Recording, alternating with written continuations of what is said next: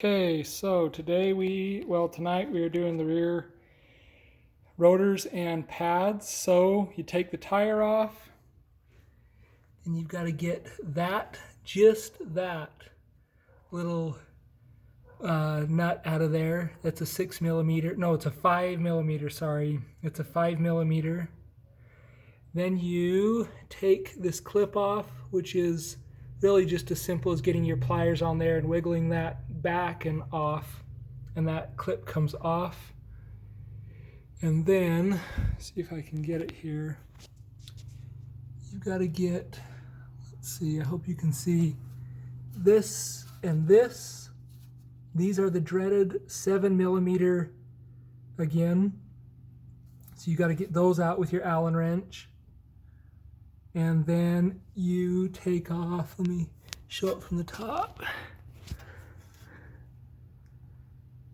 this bolt and one more straight down from it. And those are 17mm bolts that have got to come out of there. So I spritzed everything with WD-40 and let it sit for a couple of minutes. And then I used, well, the Allen wrench, and the Allen wrench broke, this broke through just fine, broke free just fine. On the back, I put my open head wrench on this side, on the 17-inch, and then smacked it with the hammer, so you get kind of the same effect as what an impact tool would give you. And then for the 7-inch Allen nuts on the back, the bolts on the back, those broke free relatively easy. They're not rusty or anything. They've all got these plastic caps on them. They've got these plastic caps, so there shouldn't be any water or anything in there. So I'm going to take the caliper off, and then the caliper frame, and I want to show you something behind, and then get this hub off. Get this rotor off, which there's some things behind there that are kind of confusing that I've never seen in a video before, and I'll show you that when I get all this taken off. Real quick, that nut, or that bolt right there, I could only get to it with an open-end wrench. I couldn't get a ratchet on it. So I just gave it a few turns with the open-ended wrench, and then just wiggled, the entire caliper to where it freed it up, and I'm just taking it out with my fingers at this point. After like 4 rotations with the other one, it's coming out just fine. Okay, so when you get this all off of here, this was sitting on there, let's see, it's sitting on here like this, like that. That's like your caliper frame, and that's what these two were holding on. And these will slide in and out. Ooh, too much. Your brakes slide back and forth on those. So yeah, these slide in and out. These are what you took off with that 7mm Allen wrench. And then that's the caliper itself. And before we put these brakes back in, here's the brakes that came out. Here's the pads. They actually had lots of meat left on them, lots of material, but you can see they are just corroded and just awful.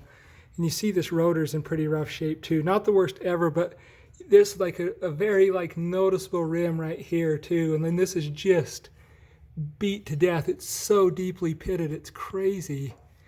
Nothing else has rust. Everything else has got this coating, and there's no rust, but on these rotors it's rusted like crazy. So anyway, I'm gonna try to get this rotor off of here now, which just takes, there's some sort of device behind that rotor that pressurizes it, and it's spring loaded, so you've got to kind of just break it free of that. I'll get a video of it as soon as I can here. Oh, and real quick, with that, you can see this is the actual diaphragm that pumps in and out when you hit your brakes, and so you got to put a vise, C-clamp or something on that and just compress it back. Let's see, you're just going to compress it back up in and then it will stay, and then you can get everything put back together. So we'll try to get a little farther here. Oh, I forgot to mention that when you take this off, don't let it flop or fall.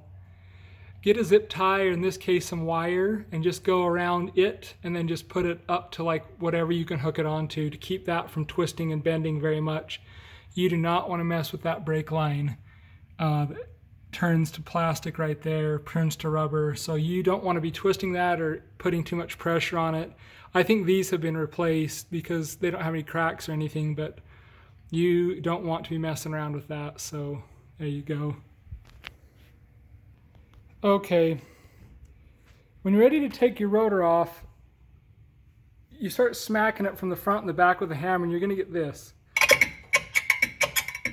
And that's because up inside of here, there is this complicated spring-loaded mechanism that holds that on, more or less.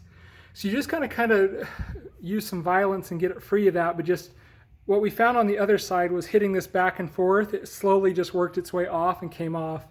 I'll show you what that mechanism looks like, and then to put the new rotors on, we had to tighten that mechanism to shrink it down a little bit to get the new rotor on the other side.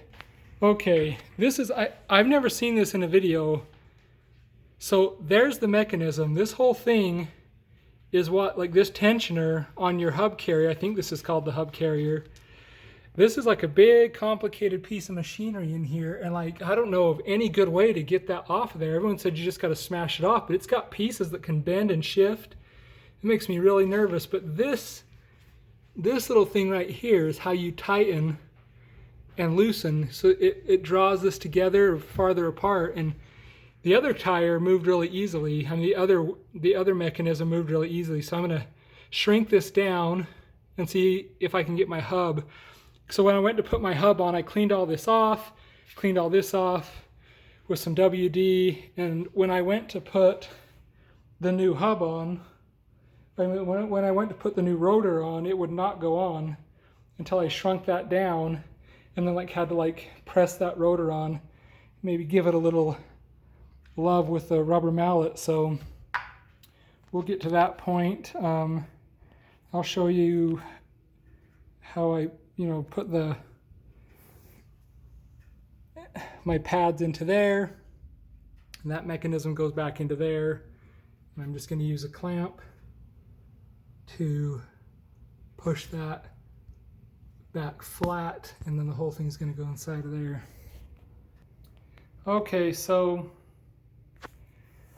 I just twisted this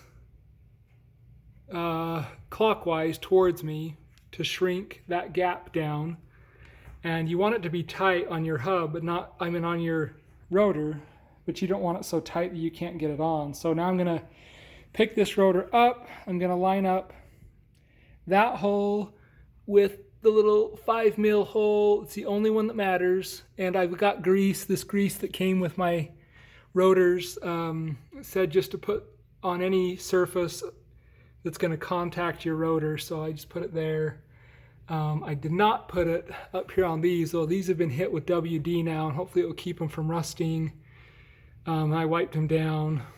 This does not have anything to do with your brakes, per se, I guess. It doesn't function as a brake, so I'm not worried about things sliding off, and your tire's going to be into the lug nuts there. So, all right, I'm going to get my new pads. I'm going to put them in the caliper frame. Then I'm going to compress that diaphragm on the caliper, and then I'm going to put it all back together, and then I'm going to get my hub on. I'll come back when I got that all ready to put back together and put onto my rotor. Okay, so I have that collapsed. So you can see I've got it collapsed. I just take this off, and that shouldn't come back out. And then this pad goes right up in like that. Those prongs pop right inside of that hole. They're going to go right inside of that hole right there. Pop. And then I'm going to put, you kind of just finagle it, putting it back together between the two parts. This goes in this one. And then the whole thing, I'll get it back together and show you. Okay. This seems to be the secret to getting this back on. Under here, there is one like stationary piece. And if you can push this whole mechanism up and down. But if you push these lips here and under there, just below that, that's what gets it on. You can start, and then this up here is free. So that seems to be the key. I got it on once, but it was too loose, and so I undid some of the slack that I gave it. And actually turning it towards you makes it tighter, so I lied about that. But so I'm going to try to get this rotor on now that I know to start from the bottom and like shift the entire thing down and start from down there. Okay, so here is the method here. You put, I don't have a hand free, you put that brake pad inside of the frame while it's all still separate, and then you pick it up and then you pop it all together. You put those 3 prongs in to that hole that I showed you, and then you can pick up your remaining pad, which mine is right there, and it's going to easily slide in, just in and over, and then the whole thing's got to go back on, and it just pops back on. So I'm going to get it on and put some bolts in, and then I also got this on and got my retention nut back in there, so we're getting close here. Okay, so I lied. It actually works best to, let's see, just put both of your pads into the caliper itself, which is this part, and then put your frame back on. So that's what I did. The pads went in first this one on the right, then this outer one on the left, and then I just popped this frame back on, which you can see it all just holds together. So I don't have it on there real tight, but it'll go on nice now. Okay, so I think this works better without my headlight. Okay, so you can see the caliper, the frame all just pop back on. Once it's on, it starts to tighten up. Don't forget, I need to put this spring back on, and it helps to. It's just a tensioner. I'll show it when it's done. But so I just hold it on. I just held it on, and then I got one of my 17. Let's see. I got my 17 started. Boy, my light is struggling for life. I got my 17 mil started here, and then I got my miserable 7 mil started there. So I've got to do both their counterparts on the bottom to get this all tightened up.